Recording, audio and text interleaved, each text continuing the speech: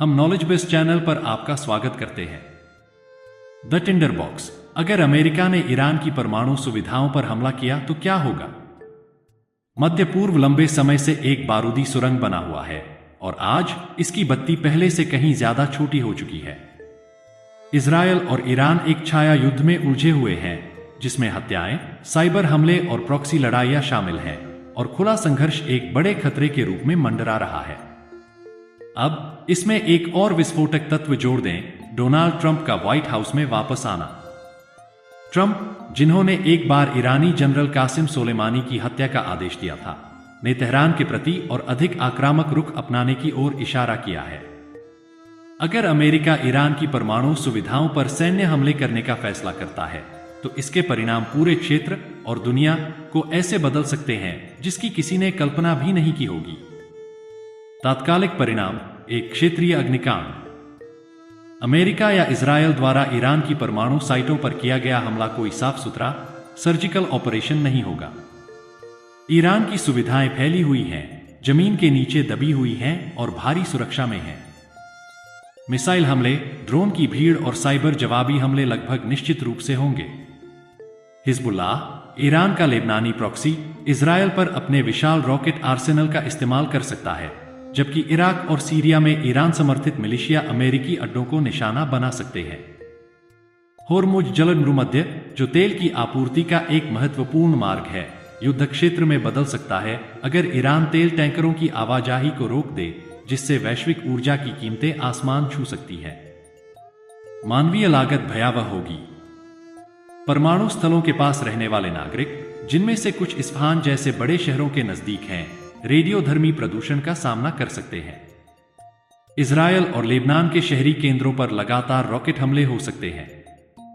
और अगर Iran Saudi अरब या यूएई जैसे खाड़ी देशों के खिलाफ जवाबी कार्रवाई करता है तो संघर्ष पूरे क्षेत्र में फैल सकता है। रणनीतिक जोखिम: बिना आसान निकास के बढ़ता तनाव। सबसे बड़ा खतरा यह है कि एक सीमित हमला पूर्ण युद्ध में बदल सकता है। ईरान लंबे समय से फॉरवर्ड डिफेंस की रणनीति अपनाता रहा है, जिसमें वह प्रॉक्सी के जरिए दुश्मनों पर हमला करता है लेकिन सीधे दोष से बचता है। लेकिन उसके परमाणु कार्यक्रम पर सीधा हमला तेहरान को मजबूर कर सकता है। क्या ईरान पूर्ण युद्ध का जोखिम उठाएगा? शायद नहीं, लेकिन वह चुपचाप पीछे भी नहीं हटेगा। एक बड़ा सवाल यह है कि रूस और चीन कैसे प्रतिक्रिया देंगे। दोनों ने ईरान के साथ संबंध गहरे किए हैं और मॉस्को पश्चिम को अस्थिर करने के लिए इस आग को और हवा दे सकता है। वहीं चीन, जो खाड़ी के तेल पर निर्भर है, अपने हितों की रक्षा के लिए कूटनीतिक या यहां तक कि सैन्य हस्तक्षेप भी कर सकता है। मानवीय तबाही और वैश्विक झटके। युद्ध क्षेत्र से परे दुनिया इसके प्रभावों को महसूस करेगी। मध्य पूर्व में युद्ध के कारण लाखों लोग विस्थापित हो सकते हैं। प्रतिबंधों और नाकेबंदी से ईरान में भोजन और दवाओं की कमी हो सकती है, जो पहले से ही गंभीर आर्थिक संकट को और बढ़ा देगी। और अगर तेल आपूर्ति बाधित होती है तो दुनिया भर की अर्थव्यवस्थाएं मंदी में जा सकती हैं। विडंबना यह है कि ईरान के परमाणु कार्यक्रम को रोकने के लिए किया गया हमला उसकी महत्वाकांक्षाओं को और तेज कर सकता है।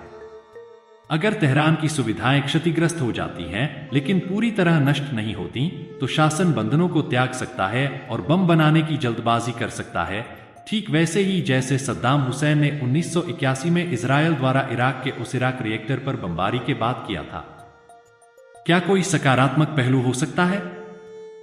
सैन्य कार्रवाई के समर्थकों का तर्क है कि ईरान के परमाणु कार्यक्रम को नष्ट करने से उसकी परमाणु महत्वाकांक्षाओं में देरी होगी, शासन कमजोर होगा और इजरायल व सऊदी अरब जैसे अमेरिकी सहयोगियों को मजबूती मिलेगी।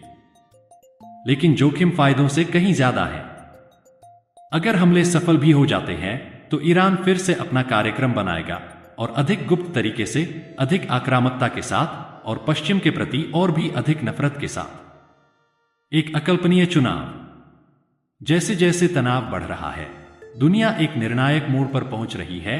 क्या ईरान के साथ युद्ध एक सोचा समझा जोखिम है या एक विनाशकारी भूल? इतिहास हमें चेतावनी देता है कि मध्य पूर्व में युद्ध शायद ही कभी योजना के अनुसार चलते हैं। टकराव का रास्ता छोटा है, शांति का मार्ग दर्दनाक रूप से लंबा। एक बात तय है, अगर बम गिरने लगे तो वापसी का कोई रास्ता नहीं होगा। लाइक करें, सब्सक्राइब करें और अधिक आश्चर्यजनक खोजों के लिए घंटी दबाएं। धन्यवाद।